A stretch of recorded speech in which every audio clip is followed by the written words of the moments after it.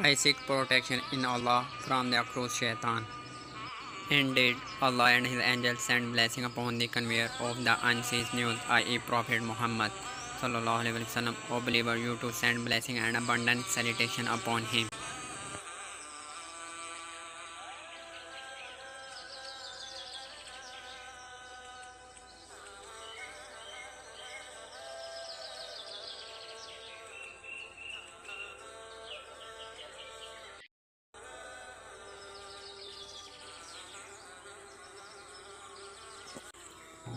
Allah names two commands with the most gracious, the most merciful. We said, all of you go down from paradise. Then if any guidance come to you from me, so whosoever followed my guidance, for his is neither any fear nor any grief.